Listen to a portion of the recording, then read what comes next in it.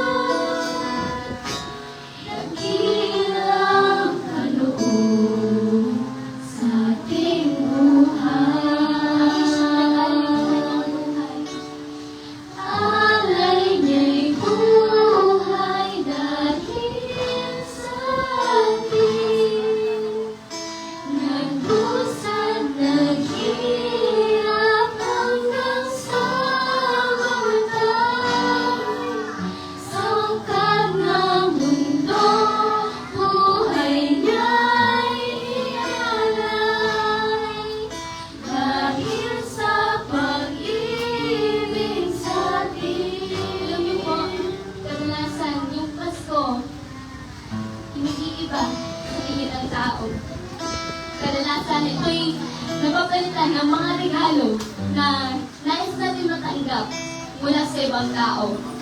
Pero lagi natin nakakalimutan kung ano ba yung essence ng Pasko o ng Christmas. From the word Christmas, Christ, meaning Messiah or Savior.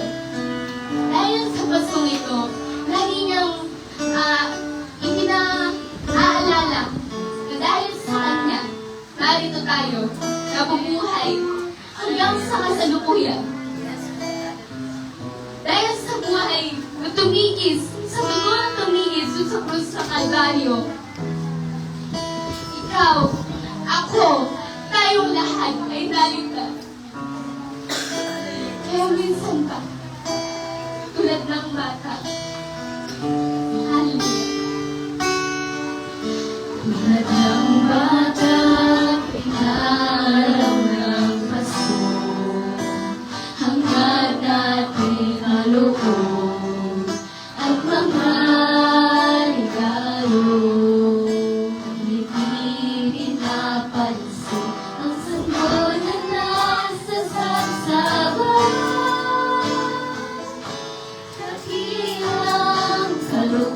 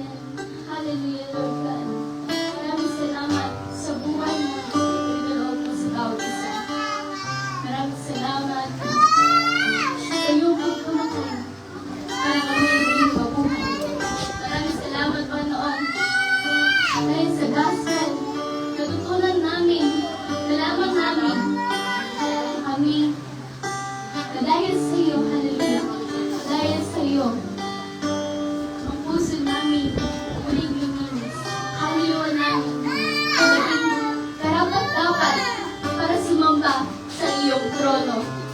Maraming salamat sa muli mong pagkabuhay. Hallelujah, Jesus. Tunay na ikaw ang tunay na Diyos at walang hanggan.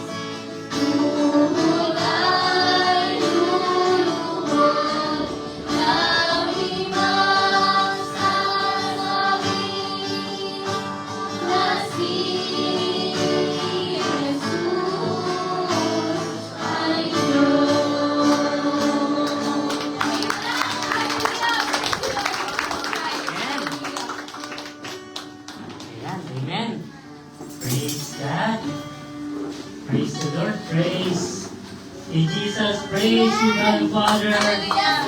Praise you, Holy Spirit. Hallelujah. Sige po tayo pong lahat ay pagmadaling mananalangin. Dakilang Diyos, kami po ay patuloy na nagpapasalamat sa kabila ng maulan. Panginoon, ay ninarapat po, Panginoon, na kami po ay magkatipon, Panginoon, sa iyong presensya, sa iyong sa panalambahang ito, Panginoon. Kaya mo, Diyos, na lubusan kaming mapagpala ngayong sineselebrate namin, Panginoon, ang iyong dakilang araw, ang iyong pagsilang, Panginoon. Patuloy po namin inaalala na ikaw, Panginoon, ay dumating mo, Diyos. Ikaw na siyang salita, na siyang nagkatawang tao, Panginoon, upang kami pong lahat ay iyo pong katagpuin, Panginoon. Sa mga oras nito, Panginoon, karapat-dapat kang purihin, karapat-dapat kang sambahin, dakilain ang iyong pangalan. Maraming salamat at binigyan mo kami ng pagkakataon, Panginoon, upang ikaw ay purihin, O Diyos. Sa hapong ito, Panginoon, dinadalangin namin, Panginoon, ikaw, O Diyos, ang aabot sa buhay ng bawat isa. Sa lahat ng inaabot ng tinig na ito, Panginoon, pagpagpalaan mo po, O Diyos. Pagalingin mo po, Panginoon, lahat ng may mga karamdaman, sakit sa mga oras nito, Panginoon. Lahat ng inaabot ng tinig nito, Panginoon, dinadalangin ko, Lord God, na ikaw, O Diyos, ang nagpapagaling. Naniniwala kami, nananampalataya kami, Panginoon. Sa ganang amin, wala kaming magagawa. Subalit naniniwala kami, sumasampalataya kami. Ikaw siyang makapangyarihang Diyos na nagbibigay ng kagalingan sa pangalan ni Jesus. Sa pangalan ni Jesus. Maraming salamat, Panginoon, sa mga oras nito, O Diyos. Ang pagsama mo ang palagi po namin hangad. Ang palagi namin, Lord God, hangarin ng puso namin ang ikaw ay makadaupang palad namin, Panginoon, sa aming pong pananambahang ito, O Diyos. Marapat lamang na ibigay sa iyong lahat ng kapurihan sa pangalan ni Jesus. Amen. God bless po, mga kapatid. Ayan. Palakpakan natin ng malakas ang ating pong Panginoong Jesus. Yun. Praise God. Merry Christmas po. Merry Christmas. Batiin na nga ako muna ang inyong pong mga katabi. Ayan, kanina Merry Christmas. Ayan. Peace pa, mga ganon, no? Merry Christmas. Kaya sa pamamagitan po niyan, hindi niyo lang po alam na tayo po lahat ay napagpapala ng ating Panginoon. Pwede na po tayong umupo. Ayun, sa presensya ng ating pong Panginoon. Praise the Lord! Ayan. At maging sa ating pong mga nasa live, God bless po kay Nanay Merlinda Tiozon, kay Brother Mau Sasaki, kasama po natin si si Pastora Joyce Obani, ayan. Praise God. Si Nanay Joy, kasama natin sa live. Si Pastora Ruby, praise God. Ang dami po natin sa live. Ayan, pagpalain po kayong lahat ng ating pong Panginoon. At, syempre, humabol pa si nanay ko. Nasa live din, di pa uhuli, syempre. Ayan, praise God. Ayan, sa hapong ito, di ba, alam niyo naman yung ating pong sinaselebrate, no? Sino po yung mga nakapagbakasyon na? Sana all nakapagbakasyon na, oh. Mga nasa Christmas party. Ang Caloocan nasa Christmas party. Palakpakan natin ang ayun. Christmas, pagkatapos po nito, saglit lang naman po itong aking i-share. No? Uwe. Okay, 1 minute. 3:40, di ba? 3:40 na, no? Alas 4 tapos na to. 20 minutes lang. And 3 Dia. hours. 20 minutes. 20 minutes lang. Grabe naman kayo. Sige po, madali na po natin ito, no? Praise God. Meron tayong grabe yung ating pong may reels din kasi yung Caloocan, kaya tagilitin nyo rin, ha? Pero meron tayong reels. Ito po ay patong... Reels. Ano ba?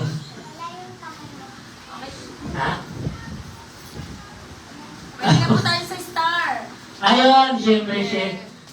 Pwede na rin po tayo mag-share ng stars. Ayun. Nakatingin silang lahat sa akin. Mga estudyante ko itong iba ng grito, tapos nakikita ko sa eskwelahan.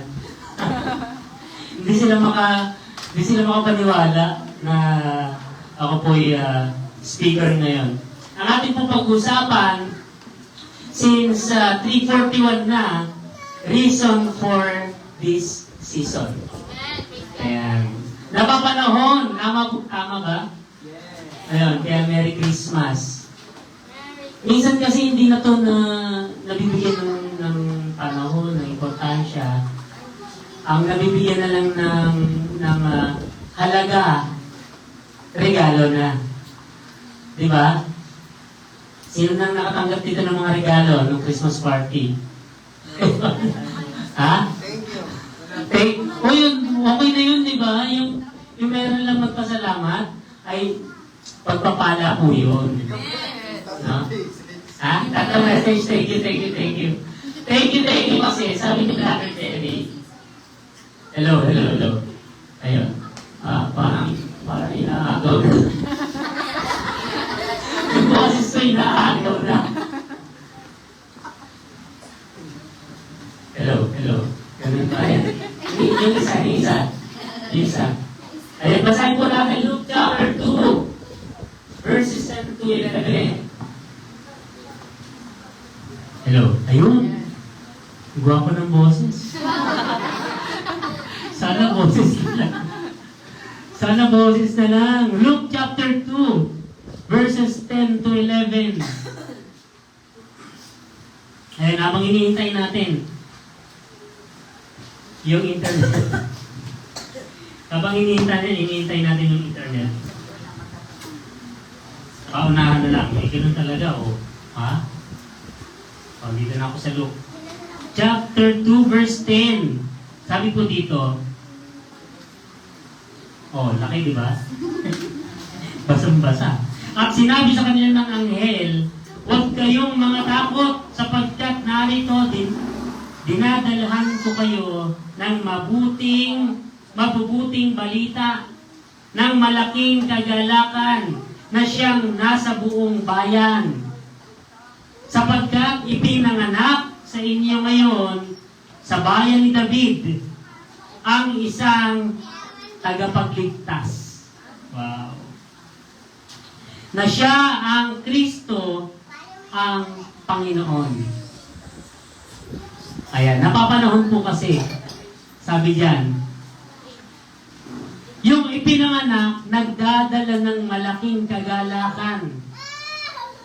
Di ba kung tayo ay nakatanggap ng regalo, galak na galak tayo.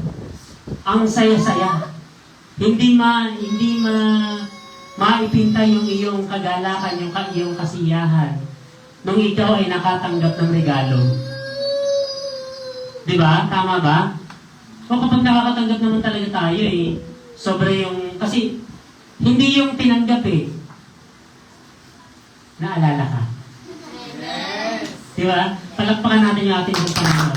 Alam niyo po ba, yung unang nagbigay ng regalo sa atin, yung ating amang nasa langit. Hanggang ngayon, yung regalong iyon tinatamasa natin. Si Kristo yung nagbigay ng kagalakan sa atin. Siya yung ipinanganak. Siya yung regalong dapat ating tinatanggap. Hindi natin kinakalimutan, oo, masarap yung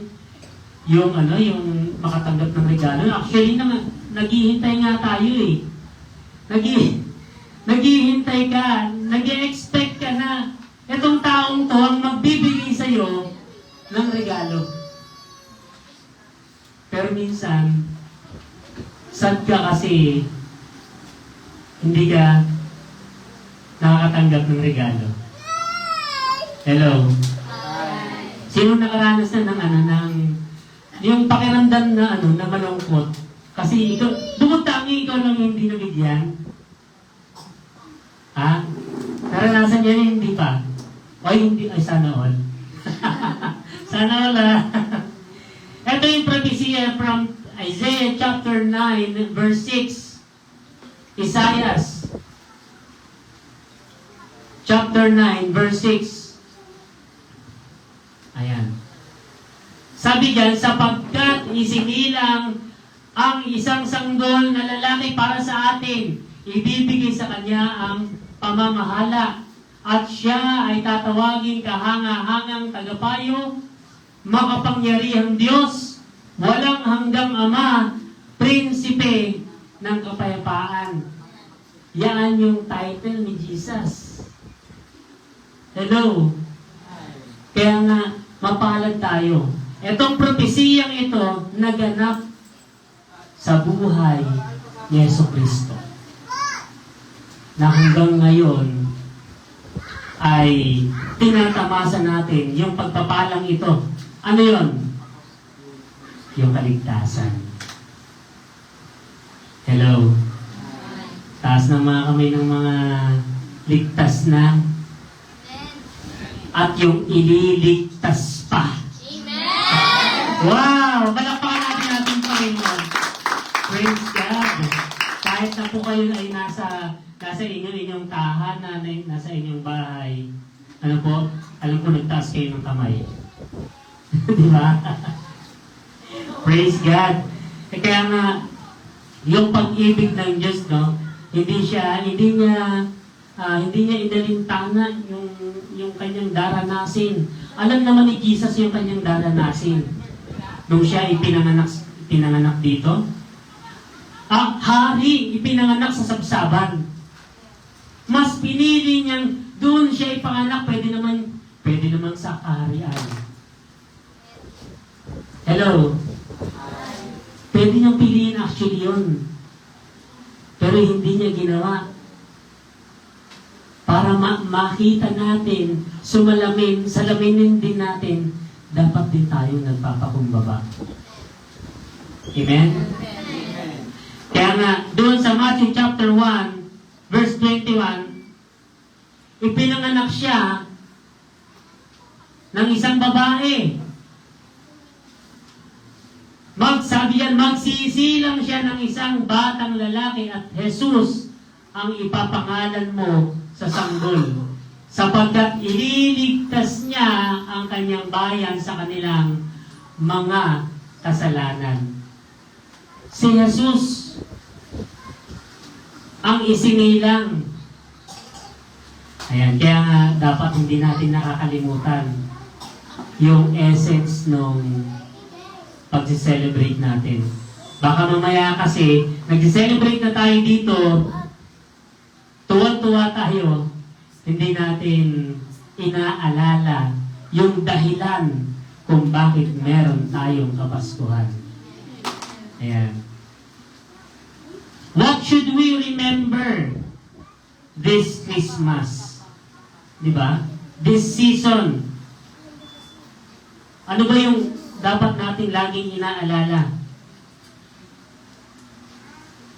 Ayan. Number 1, we should remember the birth of Jesus Christ. Mahalaga ba? Sa atin kasi, mahalaga sa atin yung kapanganakan. Tama? Kay Jesus, hindi na niya pinahalagahan yun. Ang mahalaga, merong Kristong ipinanganak. Sa atin, pinahalagahan natin yun. Yung birthday natin. Kaya nga sineselebrate natin yung araw, hindi nga natin nakakalimutan eh. Ako December 25. Kayo? May nag-worry ka agad. Ha? December 25. Si Mrs. December 25 din, pareho kami ng birthday. Ay, hindi. Hindi talaga. Ayun, sineselebrate natin. Sabi doon sa Isaiah na binasa natin kanina, "Now for unto us a child," dahil sa atin, kung bakit merong ipinanganak. Tingnan mo yung katabi mo. Ayan. Dahil sa atin. Kung bakit merong sanggol na isinilang para tayo ay katagpuin ng Diyos. Huwag natin kakalimutan yon.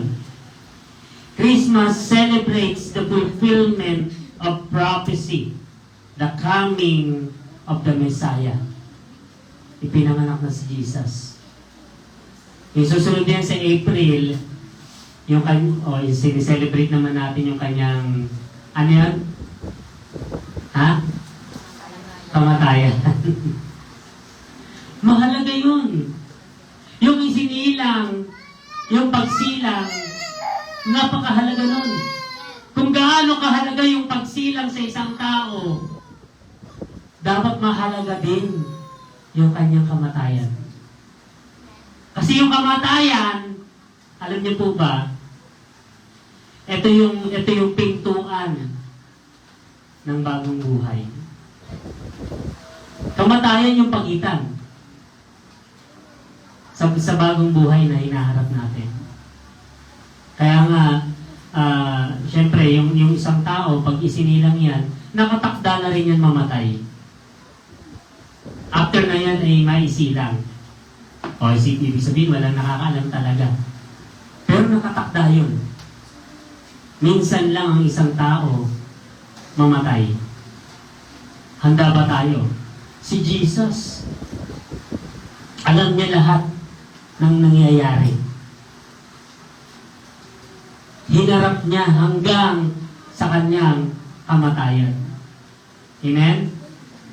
Kaya nga po, pag sinabing Messiah kasi, Savior, iniligtas niya hindi isang tao, lahat ng tao. Kaya lang, nakakalungkot, hindi kasi lahat ng tao naghahanap ng kaligtasan. Hindi lahat.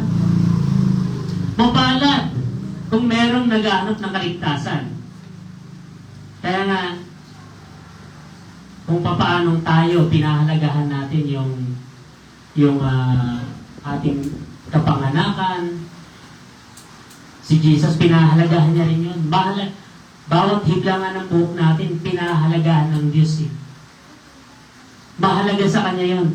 Mahalaga yung ating buong pagkatao sa Diyos. Tayo ba? Pinahalagahan natin siya.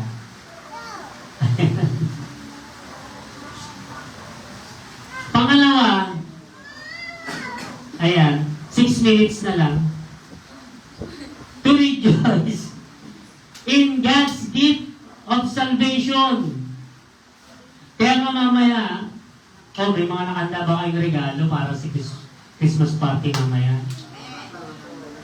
Kung walang regalo, dapat nandito ka pa rin. Hindi naman dahilan na, wala naman kasi akong regalo eh. Kaya hindi ako aatin. Ang mahalaga, nandito ka. Panampakan natin ang Panginoon. Yun ang pinakamahalaga. Anong silbi ng regalo kung wala ka naman? Nawawalan din ng halaga ng essence yung regalo kung wala yung magbibigay. Hello? Hi. Kaya nga, sobrang mahalaga yung isang tao. Yung presence mo nandito. Ayan. Praise God. Dapat tayo, no? Nagagalak tayo. Sabi niyo sa Matthew chapter 1:21, kung si Mary nga, galak na galak. Dahil sa kanya. Diba? Isinilang. Siya yung nagsilang. Kagalakan sa kanya yun. Diba? Galak na galak si Mary dahil isinilang ang kanyang Panginoon na tagapagligtas. Sabi niya, nagagalak ang aking espiritu sa aking Panginoon, tagapagligtas. Wow. The reason for Christmas is not just the birth of a child, but the coming of the Savior. Dapat ganun din tayo. Hinahanap natin, hinahangad natin na tayo po maligtas. Hangarin natin yung Christmas, ang pulot-dulo nun, pagliligtas ni Kristo. Kung bakit mayroong Christmas? Dahil dumating yung tagapagligtas. Dapat alam natin yung essence. Hindi nakikiselebrate lang tayo. Hello? Dapat alam natin. Celebrate tayo ng celebrate, pero yung essence na yun, awitan tayo ng awitan. Actually, masasarap pa yung inahanda nating pagkain. Para kanino ba inahanda? Yun. Sino ba yung inaalala mo? Pasko na naman. Bakit wala ka pa? Iba yung iniisip mo. Hello? Tamang Pasko yung kinakanta mo. Pero iba yung iniisip mo. Hindi si Jesus. Aray ko. Di ba? Oh. Yung essence ng Kapaskuhan, si Kristo. 3 minutes na lang. To proclaim God's love for the world. Yan yung mga dahilan para ipahayag yung pag-ibig ng Diyos. John 3:16, gayon na lamang ang pag-ibig ng Diyos sa sanlibutan. Sino ba nakatira sa sanlibutan? Tayo. Gayon na lamang yung pag-ibig ng Diyos sa'yo, sa akin, sa atin lahat.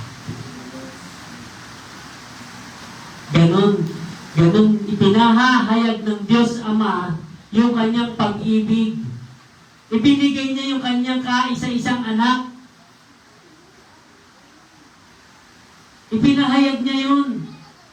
Yung pag-ibig na yun, mahal ka ng Diyos.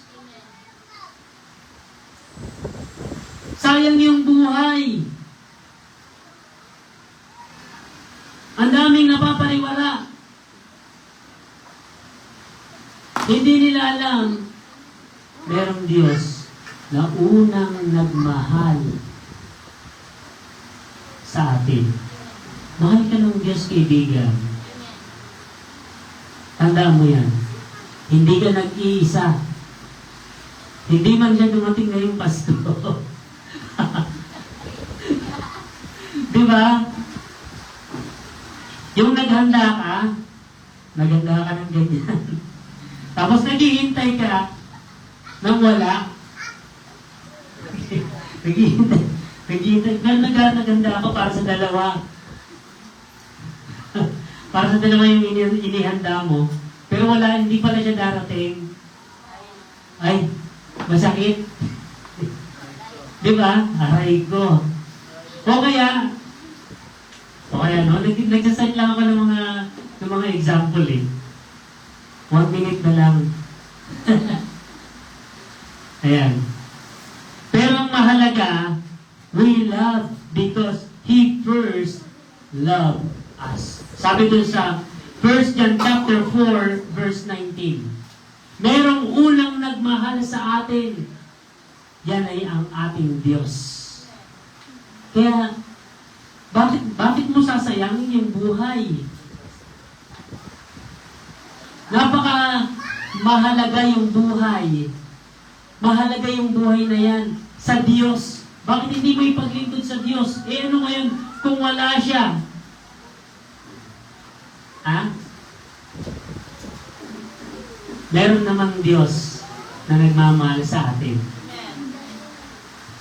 Siya yung pumupuno ng lahat ng ating kakulangan. Pang-apat, to announce the good news. I-announce natin, i-proclaim natin yung mabuting balita. That is our great joy. I-share natin yung magandang balita. Kung yung mga ang tawag dito, yung mga pastol, na po yung mga pastol nakarinig ng announcement. Sabi doon sa Luke chapter 2 verse 10 to 11, ngunit sinabi sa mga pastol ito, ngunit sinabi sa kanila ng anghel, huwag kayong matakot, kasi bigla na lang lumitaw yung mga anghel eh. Sino hindi matatakot? Di ba? Lumitaw yung anghel sa kanilang harapan. At ito yung sinabi, huwag kayong matakot. Ako'y may dalang magandang balita para sa inyo na nagdudulot ng malaking kagalakan sa lahat ng tao.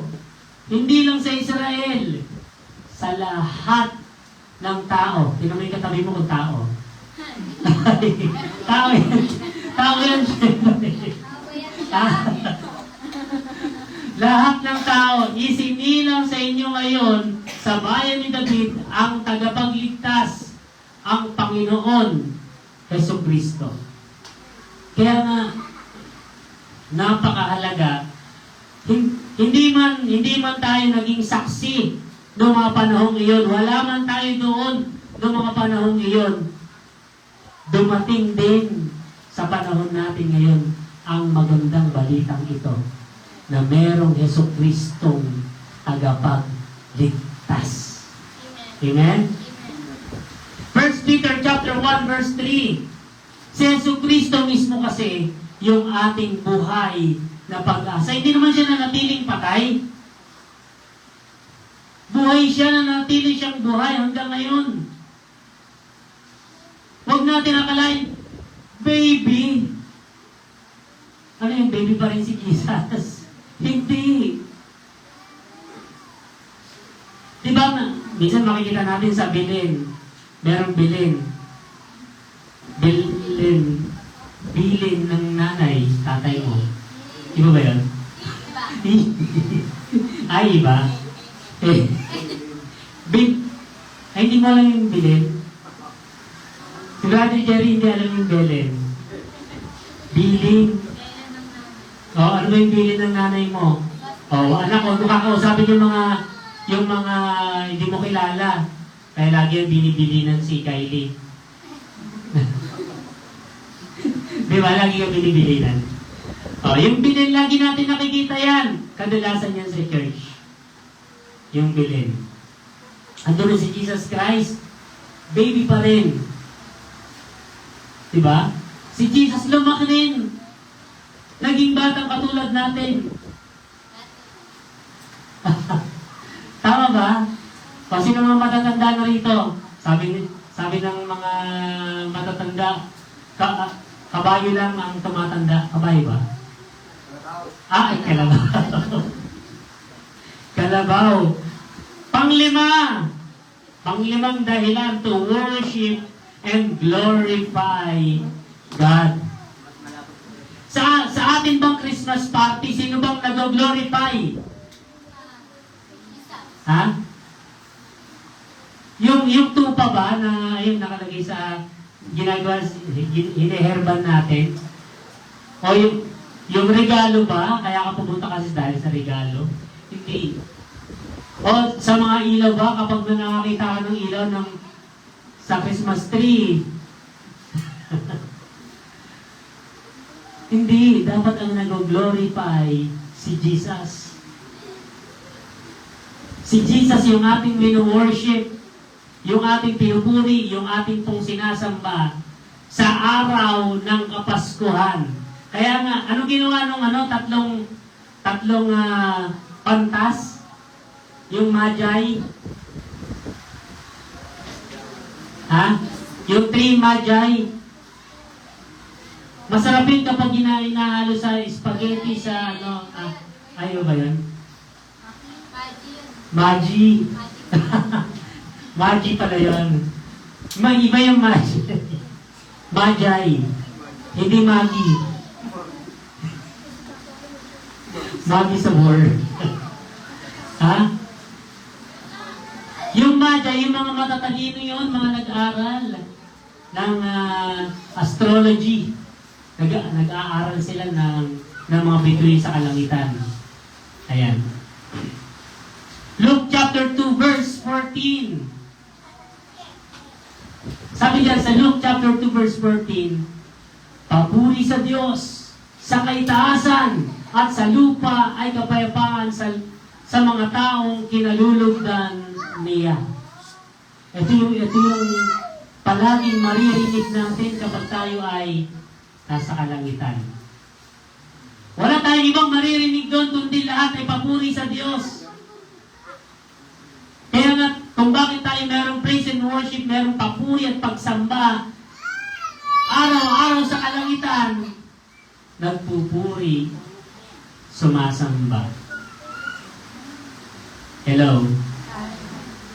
Dapat ganoon natin binibigyan ng kaluguran yung ating pong Panginoong Jesus. Tuwing araw ng Pasko, bigay sa akin ng nobya ko. Ay, puro 12th day of Christmas. Hello. Yung lagi maririnig natin kinakanta, inaawit. Hindi naman masamang yung magbigay ng regalo. Hindi rin masama yung tumanggap ng regalo.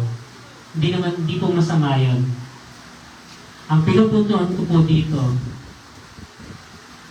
ano ba yung essence ng Christmas?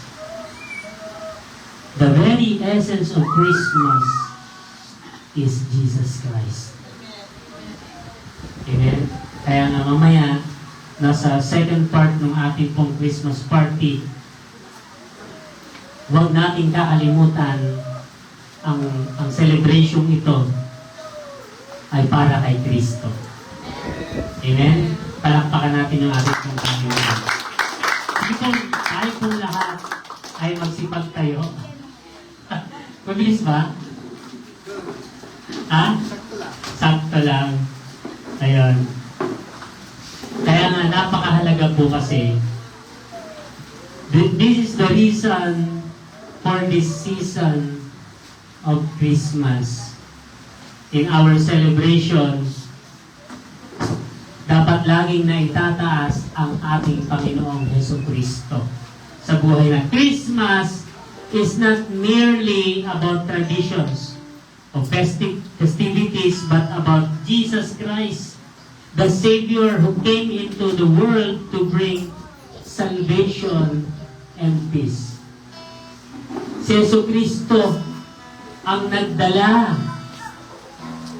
ng kaligtasan sa mundo. Bagamat hindi lahat naghahanap ng kaligtasan, si Jesus, ino-offer niya yung kaligtasan ito sa atin. Kung bakit merong Christmas, lagi nating alalahanin dahil yun sa kaligtasan. Kasi gusto ng Diyos lahat ng tao maligtas. Meron kasing naghihintay na kaparusahan. Kung bakit merong kaligtasan, merong naghihintay na kaparusahan. Kasi isipin natin saan tayo ililigtas? Sa kapahamakan. Kung bakit inalay ng Diyos yung kanyang anak? Mahirap kasi yung kahantungan ng isang tao kapag hindi siya naligtas. Mahirap ang dadanasin ng isang tao kung bakit inialay niya na yung kanyang kaysa isang anak.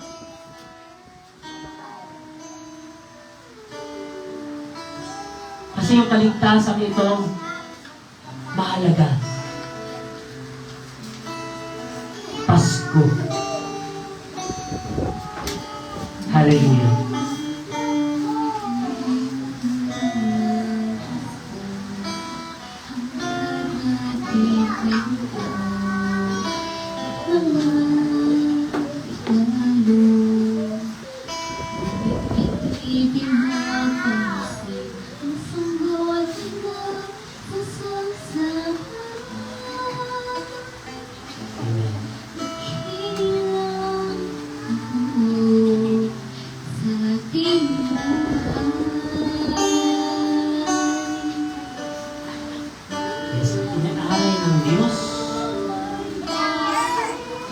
Yung kanyang buhay para sa atin.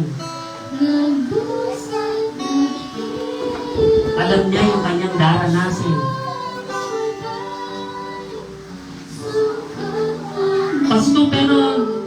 Paskong nakangiti tayo, pero yung Diyos hangarin niya sa atin, tayo ay maligtas. Hangarin ng Diyos, makasama tayo sa kalangitan.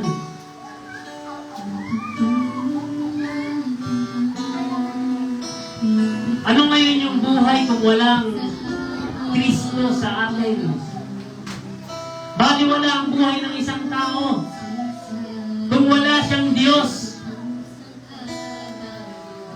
Kaya ito yung panahon tayo magbalik loob sa Panginoon. Dahil mayroong Pasko. Pasko na kung saan inilatag ng Diyos yung kanyang pag-ibig para sa atin. Para hindi tayo magdusa. Hindi tayo maghirap. Inako niya ang lahat. Para hindi tayo mahirapan, hindi tayo mapahamak. Ating alalahanin yung pag-ibig ng Diyos sa atin. Hallelujah.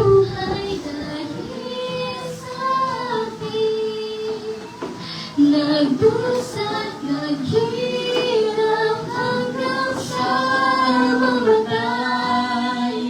Sa hanggang ng mundo, buhay niya'y ialay. Dahil sa pag-ibig sa atin.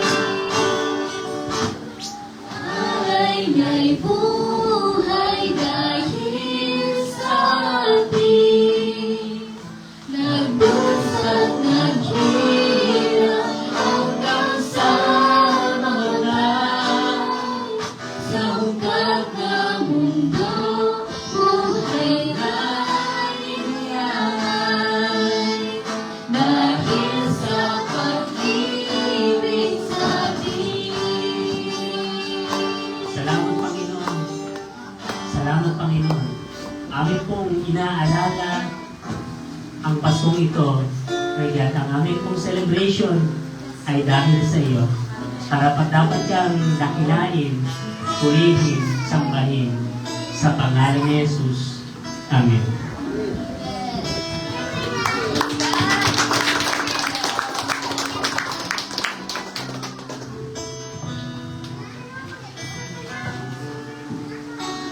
Mga kapatid, ating damhin yung presensya ng Diyos, lalong-lalo na ngayon sa araw ng Pasko na siya ang pinakadiwa.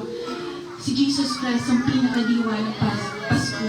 Ating alalahanin kung gaano tayo, itong mga kabawat kaloob natin. Hindi ito about sa halaga. Ito'y about sa gaano tayo kalalim magtitiwala sa Kanya. Alam ko, marami tayong pinagdadaanan. May mga bawat kanya-kanya tayong personal na panalangin. Pero hayaan natin na ngayon, idulog natin lahat sa Kanya. Mga kapatid, ating itaas ang ating bawat kaloob at damhin ang presensya ng Diyos. Lord, kami po ay taos-puso lumalapit sa inyo, Panginoon ko. Kami ay mapagkumbaba, sobrang mapagkumbaba na lumalapit, dumudulog sa inyo, Lord. Lord, nahihiya kami sa inyo kasi wala kaming walang-wala yung binibigay mong pagmamahal sa mga nagawa mo sa aming lahat. Kabutihan mo sa aming lahat, Lord. Kaya, Lord, sa pagkakataong ito, hayaan mo mas damhin, mas aming yakapin ang mga bawat salita mo, aming alalahanin ang mga bawat pagsagip mo, Panginoon, sa panahon na hindi lang ngayon, Panginoon, kundi noon pang Panginoon. Maraming salamat po sa araw na ito, Panginoon, sa pinagkulog mo sa amin. Ngayon, itong pinagkaloob niyo po sa aming pagkakataon, Panginoon, hayaan mo na kami naman po ang magbigay ng pasasalamat sa inyo, Panginoon. Na, Panginoon, alam namin, never kang nagkulang. Never kang nagkulang sa amin dahil kayo kaya mong ibigay lahat-lahat. Unconditional love, pero kami, minsan nakakalimot kami, Panginoon, kaya mapagkumbaba kami lumalapit sa inyo kasi, Lord, wala talaga, hindi pa sapat, wala pa talaga, Panginoon, pero hayaan mo na dumulog at magpasalamat kami sa inyo at alalahanin kung gaano katindi yung pag-ibig mo sa aming lahat, bawat isa sa panumbahang ito, Panginoon, at sa mga bawat mananampalataya at iyo pang katatagpuin, Panginoon. At itong kaloob po natin, Panginoon, ikaw po ang bahalang magpala sa bawat magkakaloob po, Panginoon. Alam namin na hindi ito about sa halaga, kundi ito is about sa pagtitiwala sa inyo, Panginoon. Hindi ito about sa kalagayan na sapat na yung kalagayan namin, kundi ito maituturing na sapat ka, Panginoon, para magtiwala pa rin, Panginoon. Panginoon, ikaw ang dakila sa lahat, and you are the only main source of everything we have, Panginoon. Ikaw ang siyang pinagmumulan ng lahat ng bagay sa mundo, maliit na bagay, mapagmalaking bagay, na minsan yung mga maliit na bagay hindi namin nakikita, pero lahat ng yun, Panginoon, galing sa inyo, Panginoon. Kaya itong kaloob po na ito, Panginoon, naway pagpalain niyo po, Panginoon, at Panginoon, makatulong po sa inyong mga gawain, Panginoon, at sa mga katatagpuin po, Panginoon, na bagong alam namin na itatouch din ang bawat buhay po nila, Panginoon. Maraming salamat po, Panginoon. And our biggest breakdown, naniniwala kami, Panginoon, na our biggest breakdown is our biggest breakthrough, na which is hindi na lang kami, which is kasama ka na, Panginoon. Maraming salamat po sa buhay, Panginoon. At sa lahat ng bawat mananampalataya, Panginoon, sa aming mga pastora, Panginoon, naway pagkapalain niyo po sila, Panginoon. Bawat isa maging blessing po kami sa iba, Panginoon. At naway ang mga tao nasa lansangan, Panginoon, na ngayon magkakaroon ng araw ng Pasko sa inyong kaarawan, Panginoon, naway pagkapalain niyo po sila at touch din po ang buhay po nila nang magkaroon po kami ng pagkakataon, Panginoon, na kami naman po yung magbalik po sa inyo, Panginoon. Maraming salamat po, Panginoon. At ito po ang aming samot dalangin sa pangalan ni Jesus. Amen and amen.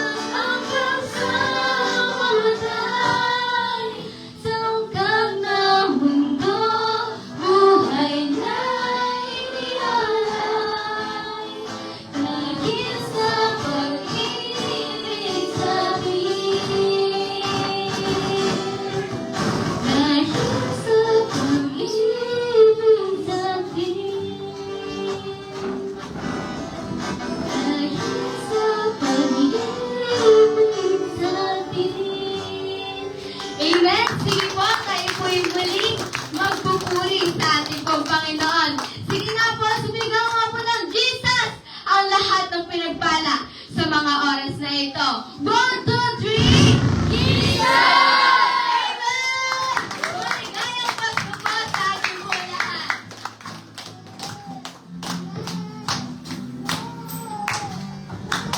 Amen! Everyone sing! Maligayang Pasko, maligayang Pasko, huwag kalilimutan ang araw ay kay Jesucristo. Maligayang Pasko, maligayang Pasko, huwag kalilimutan ang araw ay kay Jesucristo. Maligaya ang araw na ito dahil sa ating Panginoon, sapagkat isinilang ang Panginoon. Araw ng pag-ibig, nung araw ng pagbibigay, araw ng pagbibigay. Maligayang Pasko, maligayang Pasko, huwag kalilimutan ang araw ay kay Jesucristo. Maligayang Pasko, maligayang Pasko, huwag kalilimutan ang araw ay kay Jesucristo. Maligaya ang araw na ito, sapagkat